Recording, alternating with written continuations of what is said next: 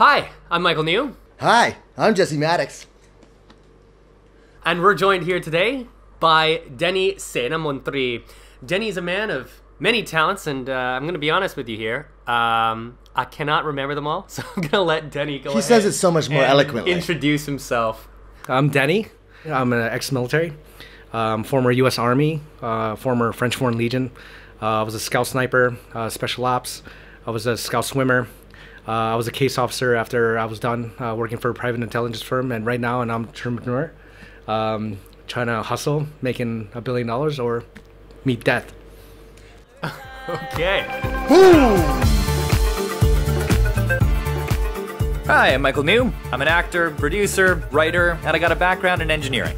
Hey, I'm Jesse Maddox. I'm an editor, musician, and owner of the best studio in Bangkok. This is a show about people who are passionate about the fruits of their labor. Welcome to Passion Fruit. What's your passion?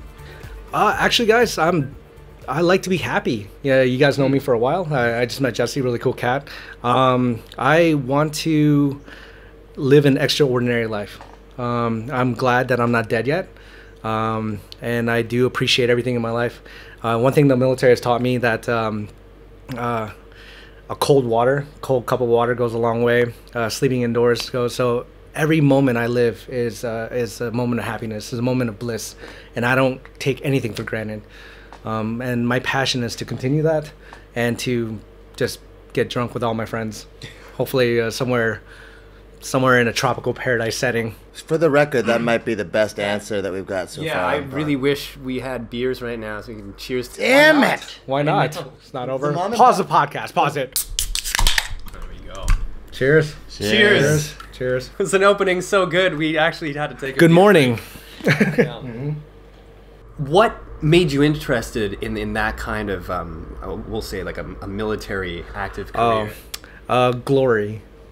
You know, when we're all grown up, we always want to be that astronaut, that fighter pilot. I always wanted to be a commando.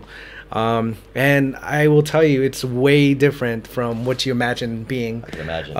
I was 17 when I first enlisted, and I was in the infantry. I started off as a missile man, and then I became a scout sniper. If I had to take down war and battle and military is in essence of what I learned from my years, it's all about economics and positions.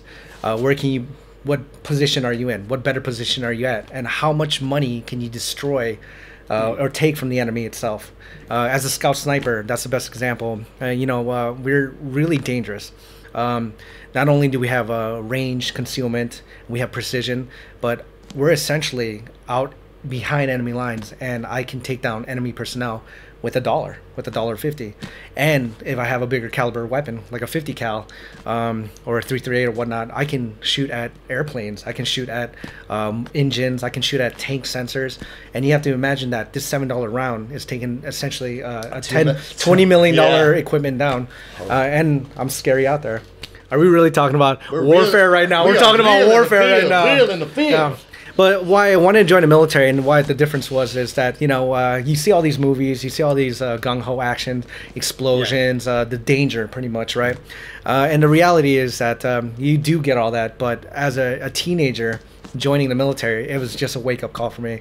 It was, get the hell out, 4 o'clock in the morning, gotta run 5 miles. I was like, oh my God, I miss sleep. Right. The first step is making you into a well-oiled machine. Well, it's just pretty much, it's the life itself. And there's two senses, because in the U.S. Army, it's actually a professional occupation. My friends are still in there, all high ranking.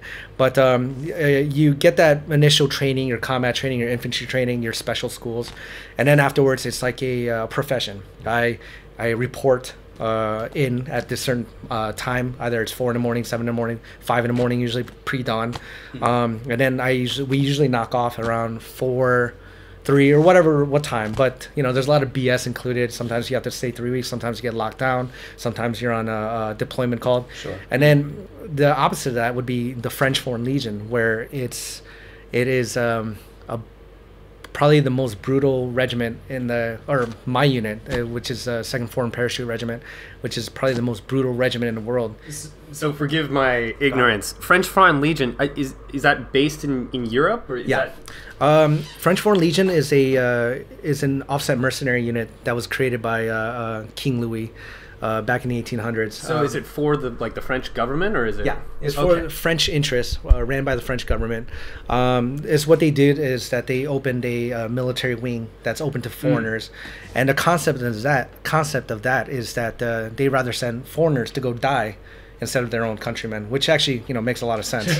They're like, hey, let's send these guys in first. Let's train them well. Let's train them tough. And then if they die, it doesn't matter. France won't get butthurt. Some guy from Slovakia, some American, some Eastern European bloc, or some British guy. Yeah, they're the ones to go down. So there. you heard this and were like, yes. Well, the concept of that, when I was done with the army, I moved here to Bangkok, and Bangkok being probably one of the best city I've ever experienced in my life, because of its culture, its go attitude, and its mentality, as it being a Buddhist country, its acceptance. I went from one of the hardest jobs, which is the military, because they do make it hard. It is called the suck, and people they make it suck. You're either cold, you're freezing, no matter what, you're not comfortable. To living in a Alpha City, which is Bangkok. Alpha City being, a pioneer of the arts, economy, so on, so on. My life was a little easy after that, and I was kind of looking for a challenge, and I thought about going back and becoming a rescue swimmer for the U.S. government, but I eventually decided on the Legion. And I looked it up. I looked how hard it was, and in my mindset, I was like, "Oh, I'm ex-army. I know all the bullshit. I know all the training. I'm well versed." And that was a second wake up call. So if the U.S. Army was a wake up call for me being a teenager and smoking a lot of pot, and hanging out with all my friends too, exactly, and some adults too. Adults too, yeah. And then to a strict disciplined life where I have to be there. If I don't, you never want to be late in the military. It's the worst thing you can do. And it literally made me grow. It forced me to be responsible. And I think that, but I'm glad I'm done. Right. And I was the youngest person getting out. I was 20 years old. And the difference between that and the U.S. Army and the French Foreign Legion is the French Foreign Legion is a whole different animal. As the U.S. Army, I said, it's a profession, right? You knock off at this time. The Legion is a brutal regiment that the best way I can describe it is like a bunch of pirates, a bunch of people coming in from different countries that we don't like each other, we hate each other, and we fight each other all the time, and we're molded into this one regiment where it is probably the harshest life you will ever live. My thought when I was going to Legion, I was like, okay, I'm going to go in there, enhance my training, speak French, learn French. Right. And then... and you do speak a lot of languages, right? Yeah. I speak 5 now. Working on my 6th and 7th this year. Hopefully I can get around to knocking those out fluently. I just want to be impressive. And talk to ladies, of course. But... in the Legion, that regiment, it wasn't the military anymore. It was the Legion, and what it means by that I'm constantly always in the military uniform. I'm never in the civilian. And before I thought, I was like, oh, I'm gonna visit the mainland. I'm gonna go boat to Italy. I'm gonna go visit Europe every weekend, every chance I get. And it was not like that at all. They keep us in. So the best way I can describe it is like a typical day would be, I would parachute. I would get ready for an airborne operation during training. I parachuted into the ocean. I was a scout swimmer. And then I would take my fins and we swim probably 4 kilometers into shore. I would climb a mountain that night, get in a sniper position, and that very next day I would get into a helicopter and go jump into the ocean again. And after that, I would be stuck into a military uniform, having to do some menial job, and never let any freedom. But I think that was my fault, because I had this path that I wanted to take, which was I wanted to learn all these skill sets, and raising your hand, going, who wants to be a paratrooper? I want to be. Who wants to be a scout swimmer? I want to be. Who wants to try out for sniper school? I want to do it. And it's I kind of blame I didn't have any free time, because all the classes, all the courses were all grouped together, and it just took a toll on my body. But after I was done, it was just pure. Best way to put it, most people who join the Legion are either convicts or ex-military. Me being the ex-military, and I made a one of my best friends. He was an ex-convict from Britain, and I asked him, and he was probably the stoutest guy in the Legion, and I asked him, I was like, hey man, what's worse? The Legion or prison? He's like, the Legion. The Legion is worse. I'm like, damn. Wow. Damn. So, but now I'm very happy to finish that and get out and move back to this wonderful city of Bangkok. And where it's nice and warm. I must say, it's funny the way you described, jumping out of the plane, landing in the water, taking a few clicks in, climbing the mountain, setting up for. I felt like verbatim, word for word. I've heard my stepbrothers say this, they're respectively about 18 and 21 years old, playing video games. Literally, like the way you said it, you hear these kids that are sitting at home on their couch playing Xbox, whatever. These games are so intricate now, where they know the name, they know the calibers of rifles, they know the tactics of certain soldiers. I wish they were good. I still have complaints about games. Like, damn it, this ain't killing the guy. I was gonna ask. This ain't killing the guy. I know you're a gamer. Mm-hmm. What are the games that got it right? Like, what are the ones where they actually... Is Battlefield any good? Battlefield is epic. I play Battlefield 1 every single day. I mean, I played it for 4 hours, 5 hours yesterday, and before that I played at least a couple hours. Yeah. And I love games like that. I love where they take a world history, because that's what you want to be part of. You want to be part of that movement, that history. But the thing about Battlefield, I give it like a 95. And what I mean by that, as being a sniper, we're schooled above most of the infantry, most of everything about ballistics and coefficiency. And the thing about Battlefield is, when I'm behind that rifle, when I'm behind that machine gun, and they're shooting the guy like 20 times and he's still ain't going down, I'm like, man, this is bullshit. I can kill an elephant with this rifle. I can, this rifle can kill, this caliber can kill tigers, or, the most dangerous animals on earth. I get it. They're trying to make the game more playable. In other words, you don't die as easy, because if you died as realistic as real life, the game would be unplayable for so many people, right? If you die easily, you would get a little bit more what we call wary. You would get a little bit more better. Yeah, you would get. Right, this makes perfect. You stick your head out for a second. You know, and be like, oh, I'm gonna run into the open, which I do all the time. With these games, don't they have hardcore mode where it's like basically real life? Like you could set it to hardcore mode. Yeah, but it's still maybe like when I played on hardcore, it's like a double. So instead of like 10 shots, I'm killing that guy in 5 shots, which is still unrealistic to me. Usually, being shot once is enough. Yeah, and exactly. And that's the power of weapons. I mean, war is bad. It is. I have an outlook in humanity, and I'm pretty sure it's. Anybody who's been through my shoes has the same outlook. But these weapons is man's invention. It is the paragon of killing. And if, in real life, if I can take a sniper round, a magnum round, and then hit that guy from a kilometer and a half away, and some guys can actually do it from 3 kilometers, which is crazy. Canadians. Fucking Canadian snipers. Fucking Canadian hunters. Why do they have a movie called American Sniper and not Canadian Sniper? That might be why, is because of all that hunting. Like, I know... up in the woods. Well, it comes from a moose to a guy. The silhouette's like, okay, I could do this. It ain't a moose, but... I've been killing meese for so long. Oh, shit. Actually, very delicious. If you ever got the chance to have a... Well, that's like big, thick venison, huh? I heard about that. Fantastic. It's like venison on steroids. It's more like a really nice steak. Like, it's very dark meat. Oh, look how big they are, Jesus. Yeah, but it's... Yeah, no shit. It's delicious. It's not too tough, but there's almost no fat on it. Have you ever done any... hunting? Like hunting, yeah. No, not really. And that's kind of funny because I didn't want to say hunting, but not people. Oh no, actually, in that sense, I know what you mean by that. But that's funny because we're actually called hunters of gunmen. The Marines coined that term, called hogs. Regular guys are pigs, which is professionally instructed gunmen, and hogs are hunter of gunmen. So, but I haven't hunted. I was gonna say, I haven't hunted animals. I haven't went on a civilian hunting party for animals. We did hunt animals in Africa. While you were on the... Yeah, for food and trapped animals and fish and all that stuff for... in Africa? In Africa. I can't tell you where, sorry, but that was a hunting extent. I didn't take the shot.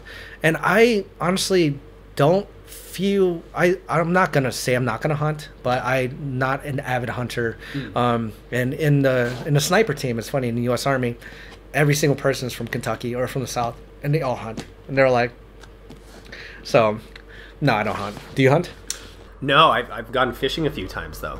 I feel sorry for them fish. No, 'cause I don't do sport fishing. If I'm going fishing, no, it's good. Well, whatever I catch, I would eat. Like I don't really do sport fishing.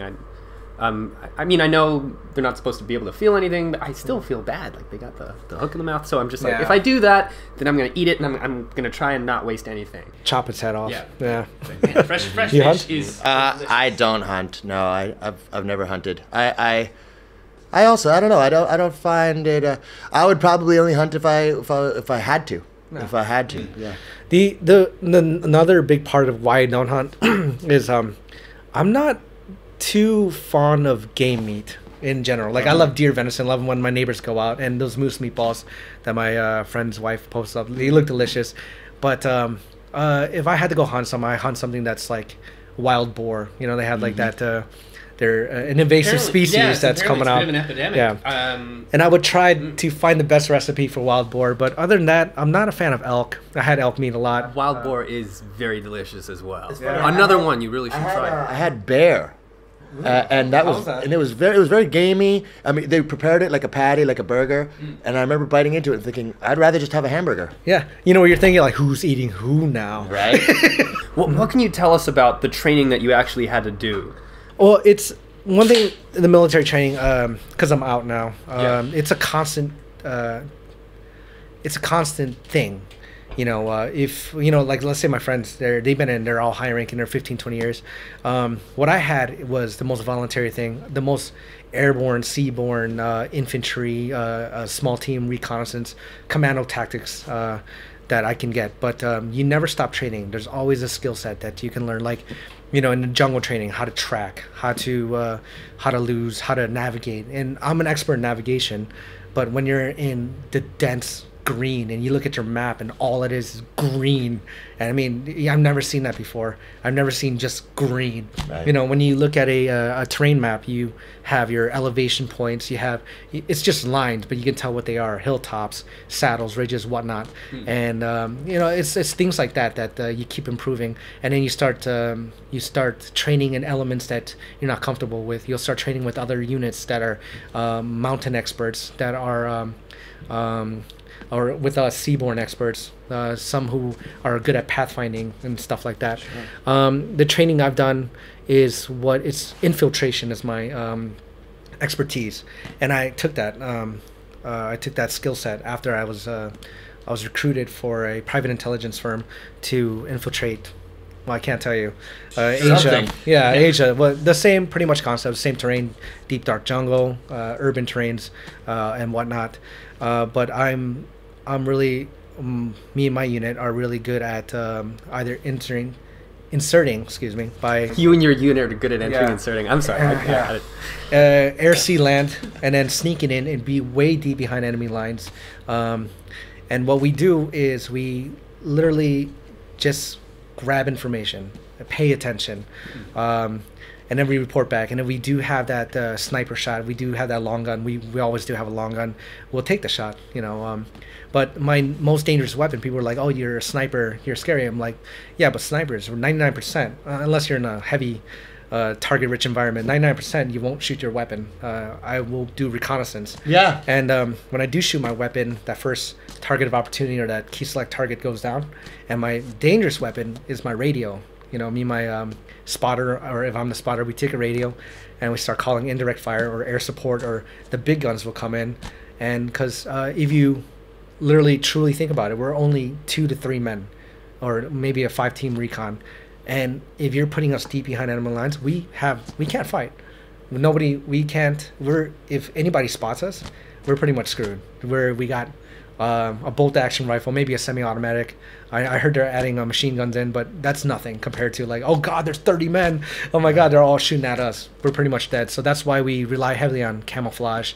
We rely heavily on stealth, and not making sure that first shot does land on target. So, you know, it does count, because once that first shot goes, you know, everyone knows that there's a distance and direction where possibly came from. Sure. So you mentioned earlier about people watch the movies and everything.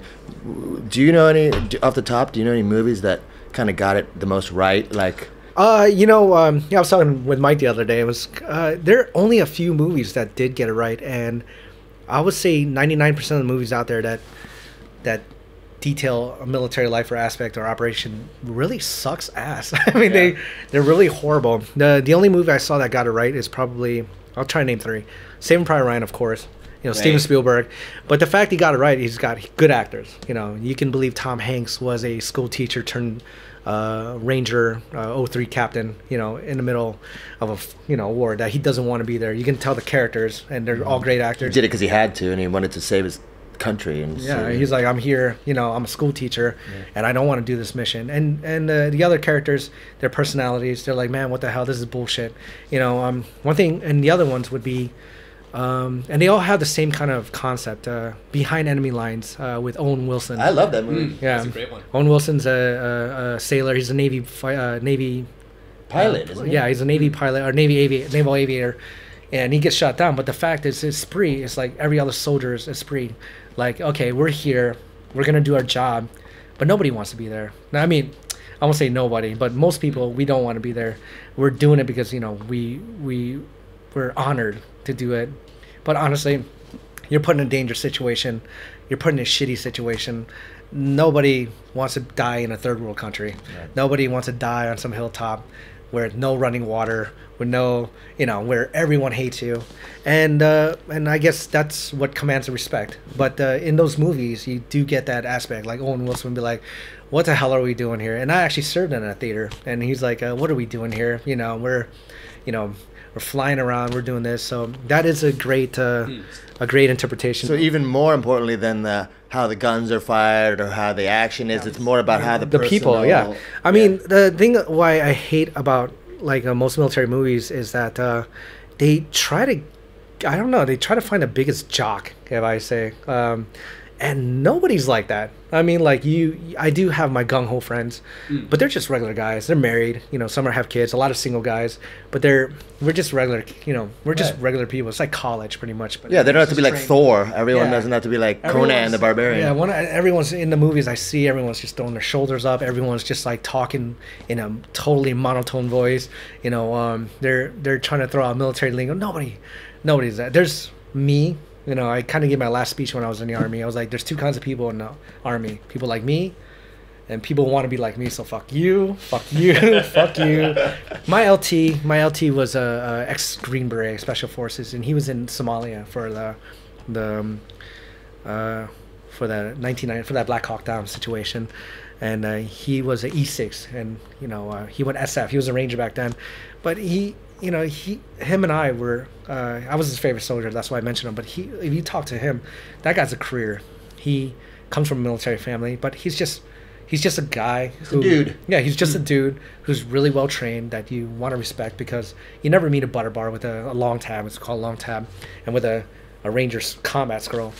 But he is just a guy who's serving his country. And he's not going to go out and have a beer and talk like that all the time. He's not going to talk about mission. Nobody wants to talk about mission.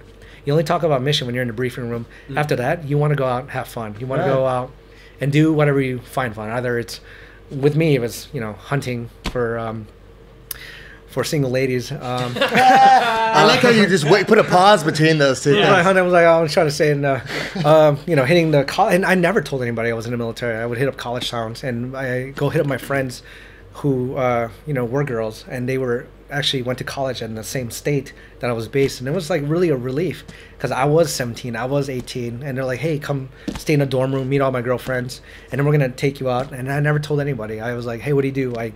I'm a land surveyor, and when I was in the Legion, what do you do? I'm a parachutist, anything besides. I don't want people to think different of me. I want them to, this is just a regular guy. And I don't see that in the movies. In the movies, they talk tough all the time. And I was like, who is this douchebag? I mean, nobody talks like that all the time. They didn't get it right in Commando with Arnold Schwarzenegger in a Speedo killing... Oh, him? Oh, or he just camouflages half his body with the stripes?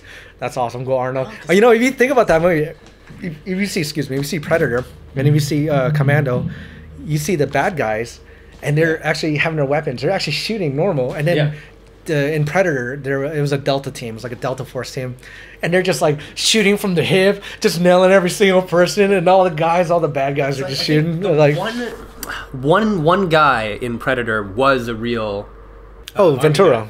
Yeah, Jesse. Yeah, he was a frogman. He was a UDT SEAL. Beast of a dude. Yeah. He's got that Kind of a maniac these days, but still cool. If you think about it, he gives some fantastic interviews. Arnold was in the Austrian army too. Was he? You can actually look at his really cool shots when he was in uniform. He was a tanker, and then Jesse was a commando frogman, and then they became governors of states. Both of them. Oh, that's true. They did. Yeah, they're like, movie finish, governor. What are some mistakes you see happening often in all those other movies? Well, besides the whole "I have to act macho" all the time, the attitude issue.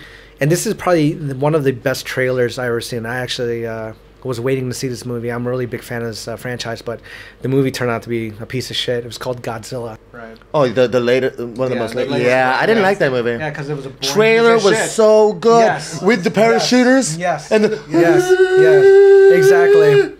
But one thing I noticed about that movie is when that trailer started, is when the soldiers were about to do that leap, that giving the speech. Yeah, that jump, and yeah, exactly. And they were lining up. You see when they open the ramp, and you see the light coming in their eyes. You see him on Aaron Taylor. The first thing I noticed was their gear, and I was like, that's a big mistake. Everything was brand new, and that is a big mistake that movies always make. Like, there's no scratches, there's no nothing. It's like that dude just bought that helmet. Right, they're brand new. Then, exactly. Soldiers are out in the field. When they get brand new equipment, that shit is worn day one of and everything's worn, everything's clean, fine, but it's not gonna look like, hey, I just totally got this brand new helmet, I totally got this brand new webbing or this gear or this brand new weapon. They look like toy soldiers to me, and that is just a big output, a big standpoint. Nothing's been washed, nothing's been and you can tell it from head to toe. And that is a big pet peeve of mine. And that's like, man, who the hell hired that? Why don't they just go to a surplus store, a used military surplus store? Yeah, if I had some soldiers out there to protect me, I'd want to see that they've been in the field. Exactly. Not like they just showed up. Everyone's like, I got this brand new helmet. This is the first day I used the helmet. No, never been anywhere in any theater. And even if you were in the military, half your equipment is issued used. Anyways, they don't just give it to you. They make you, bring it back. And then, so that is a big pet peeve. The second one is tactics in general. The way, besides the speech, but the way they go in, like, they're too stiff. They're too stubborn. I have a future plan to train you guys, my friends, and I guarantee you, because this is what I do now. I do consulting and for TV and movies as part of my career right now. But I would literally train you way better and make you look natural. A thing that they look like they're in this constant position all the time, clearing rooms. It just looks so unnatural. They're not comfortable with the weapon, and that is a big pet peeve. Is there any tactical advantage to holding your gun sideways? You mean like that? It looks cooler. Yeah, like that. What the hell? Yeah. It's gangsta. Looks cooler. I mean, why not? Another movie thing. So, yay on that one. No. I also like that in terms of the movie. The movie's not about war, but I really liked, for some strange reason, Forrest Gump's outlook on war, because it talked a lot about what it felt like to be in this, like, complete. He's like, he's talking about how the rain comes hard rain, sometimes it's big rain, sometimes it's like sharp rain, sometimes it comes from the side, sometimes it even comes up, and he's like hitting the rain, hitting him in the face, and just like talking about not going into the obvious Hollywood aspect of like, we're out here, tough guy. It's like, no, like, it's just they're humans and they're dealing with bullshit. Exactly. That's a great movie. Yeah. That's a great movie. When he's running with Lieutenant Dan. And a few movies have this, but I love seeing this bird. And F4 Phantom's just coming in. The fast movers coming in, dropping napalm, and he's just running from that. So I was like, that is really good. I mean, that whole scene of that part of Forrest Gump's life was maybe what? 15, 20 minutes, 20 minutes, but it was just a journey. And you want to get things right because you want to impress, like, when they do a NASA movie, they're gonna try to get everything right. You know, when Tom Gravity. Hanks, yeah, Gravity, Apollo 13. exactly. They want to get everything. They're gonna hire NASA consultants. They're gonna do the procedures, the protocols, and whatnot, the training. And when it comes to military, you want to get that right too, because first off, if they can get NASA right, there's only a few astronauts. They're gonna nitpick. But when you do military, you got the whole entire world's military watching you, and there's a million-man army in the U.S. Army that's just pointing out the same shit that I'm pointing out. I was like, oh, that's if they pay attention to that, it's just like, that's bad. That's why I'm not saying hire soldiers as actors. I've seen that before, and that's bad too. I've seen that in one movie. It's about some frogs. I thought it was stupid as shit. What the fuck was it called? Captain Phillips, another Tom Hanks movie, used real soldiers. That was the people who were on the boat, the military ship, were the actual they were in the Navy and they were doing the. That was a true movie. The SEALs that did on that shooter, the sniper, that long gunner, great shot. He has a what I'm seeing, because he has a moving target. You always have the waves. You always have you have this window, this small window, and a window can reflect around.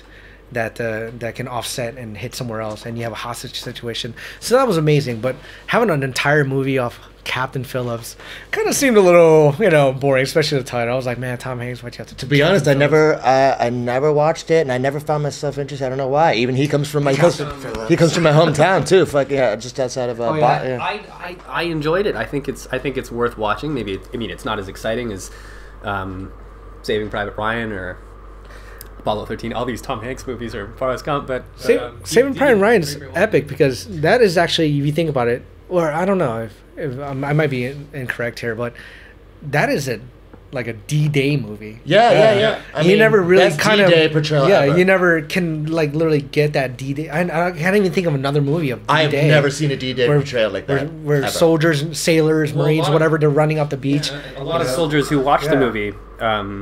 We watched all these behind-the-scenes documentaries about the making of and stuff, and they were all saying that of any movie about World War II, this one got it the closest. And they said something similar to you. It's not so much that the bullets or the gunfire, the explosions was different from other ones. It was the feeling that it left you, that almost like feeling of panic. You got that first you don't know what's happening, and like people are throwing up, and there's fear, and there's uncertainty, and that kind of stuff. That whole concept is like, okay, there's Grandpa, he's in a thing, and then after the movie, like, man, Grandpa's badass.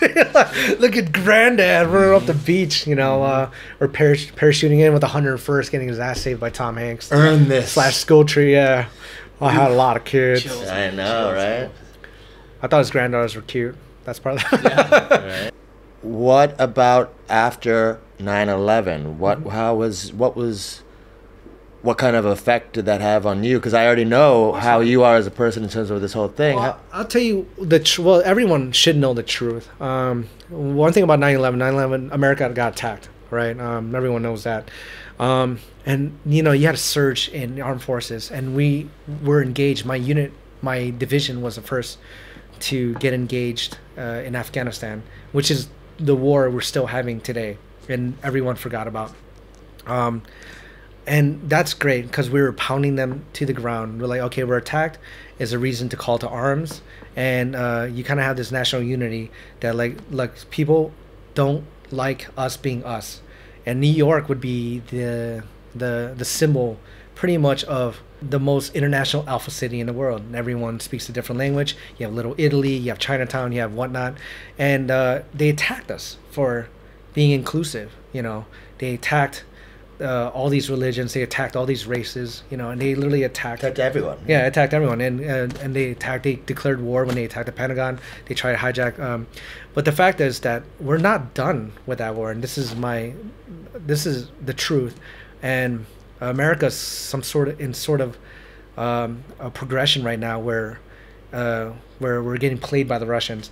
But after 9/11, it was going good until we invaded Iraq. So, right. We were in an actual war with an actual cause. And then for some reason, the administration declared war on another country we shouldn't give a fuck about unless we're expanding the American empire, which is, it makes sense because that's what humans do. The British, the French, the Romans, forever. And like, why would you attack Iraq? Well, because we want their oil. But we didn't get their oil. It's funny you say that, because I love how people. you say what you will about the right or the wrong. We all agree that just living in peace and harmony is probably the best thing ever, and we all hope for that. But it is funny. I always try to remind people, like, don't you know that this is what us humans have been doing since the beginning, like command and conquer and like taking over shit, like even the horrible genocide that the white man did against the Native Americans in what we call America now. It's like they're like, and I'm like, yeah, but. I just feel like everyone's doing that forever. Like, what's different about that than, I'm sure some of these Native Americans are doing it to everyone literally across the board is doing that, and it's not pretty, but it seems to be the human way. It's funny you mention that, because the USA, what we're supposed to be as a country, is the most fluid of all countries. And what I mean by that, I study world history. I love languages. I love cultures, and I can get deep into it if you're in one sentence, if you want to think about it. But what you just said right there, in the U.S. Army, all the enemies that were prior are now our friends. All the Native Americans that we met, there's so many Native Americans in the U.S. military. There, exactly. A German was the honor grad for Ranger School. And then there's Ukrainians, there's people with different accents in the military itself. But you think about, we fought the Nazis, we fought the Germans, but now they're our best friend. Now there's Germans in the U.S. Army. Yeah. There's Japanese in the U.S. Army. There's everybody in the military. But ever since after Iraq, and now we got this Donald Trump. We got Cubans, we got Russians in our army as well. Yeah, we have a lot of Puerto Ricans. I do know Cubans. We do have Russians in the army. Believe it or not, we do. Yeah, that's there's a Russian soldier that I heard he got KIA'd. And I mean, you can think about that. He's not even American. He didn't get a U.S. citizenship, and he got KIA'd for the United States in an army uniform. One of my team squad leaders from a different squad in the line company infantry, not the scout snipers, but Ranger graduate. He was from Honduras. He was 10 years U.S. Army. He wasn't even a U.S. citizen. 10 years, and I mean, you got to understand how much sacrifice that is. Yeah. And people gotta realize that. And what I mean by that, like, we're in Afghanistan. We're still at war. We're still fighting. Your boys and girls are in uniform, dying right now.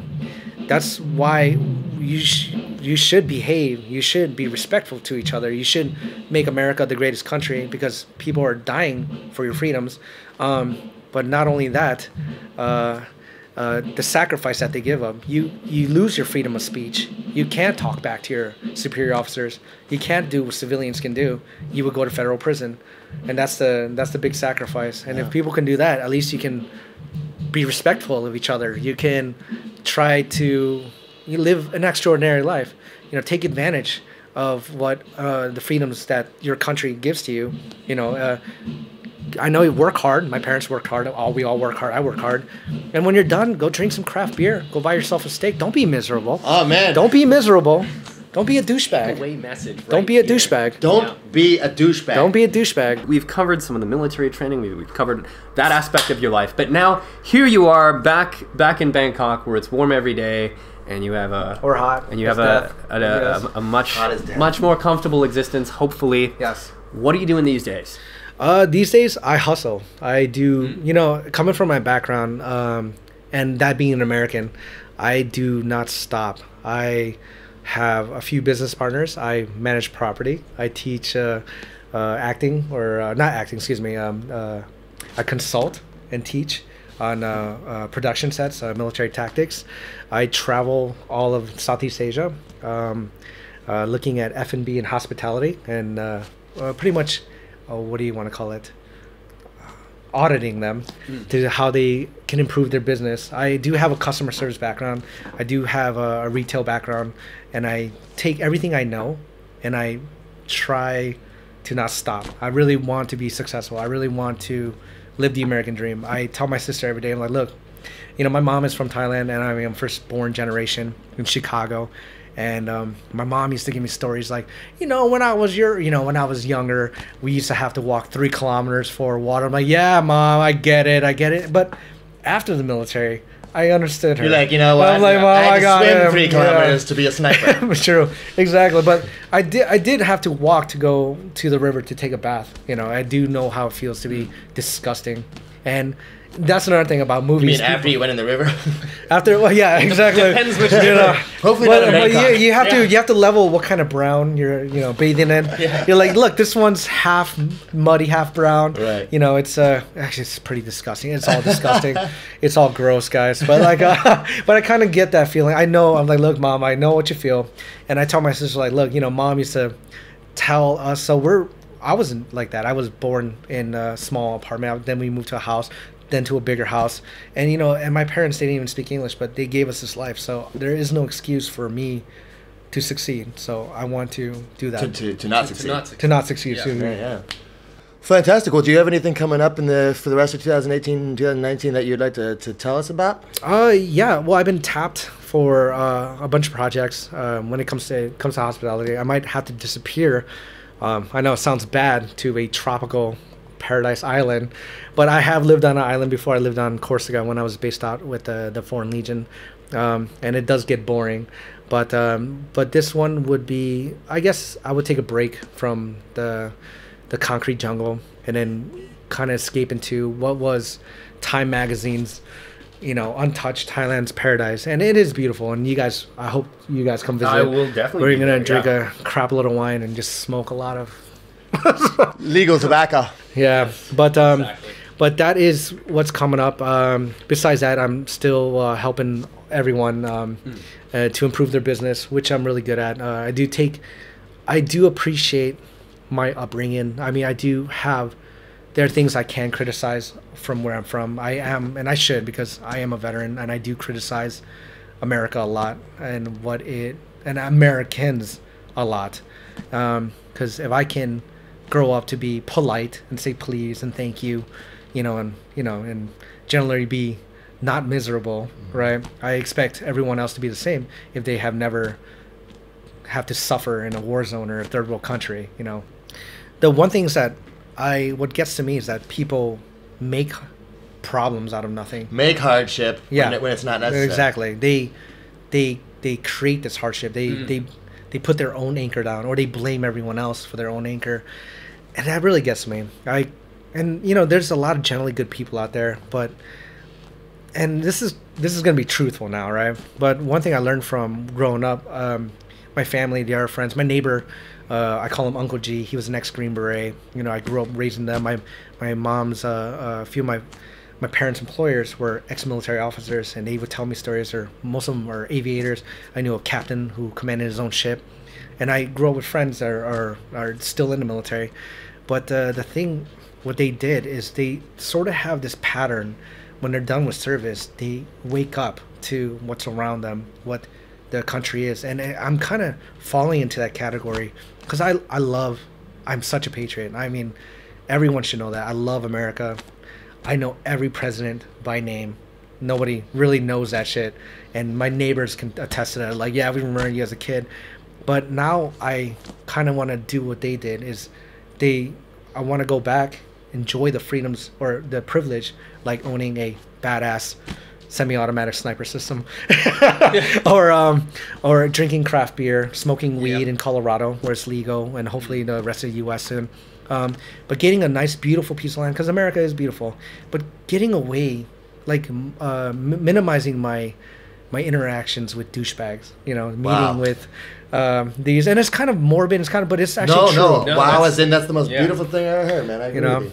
And inviting only my close ones, like, my friends, and like, hey, got this piece of land, I'm starting a bed and breakfast, let's get drunk, and let's just travel the world, because, the greatest thing about meeting people around the world is meeting them in another part of the world. It's like, hey, wow, and it started off from Colorado to the South, where I was stationed, and meeting my friend from college, and I was like, hey, you go to college, this is so cool. Now we're hanging out in this state, and then now we're hanging out in Bangkok. Now we're hanging out in Colorado. I can't wait to show you the states how I appreciate it. Fantastic. Away from the douchebags. Oh wow, Man, Watch out for the cops, there's guys. so many takeaway messages from this podcast. Thank you so much. Hey, coming on thanks the for show, having really. Thanks It for was- having me. I I really know. enjoyed talking to Honestly, you I guys. felt like I didn't have to do Interesting. anything. Just enjoy. Denny, thank you so much, brother. Thank you, brother. I appreciate it, man. That was amazing. Thank you for having me. That was truly Thank you amazing. very much. We'll Yeah. hope to do it again. Appreciate it. I'm not boring. And I mean, no. I'm sure you guys out there were very interested. If you really want to learn more about him, you better go out and do your fucking reconnaissance and find him, because he's out here. All right, guys. Cool. Rock and roll.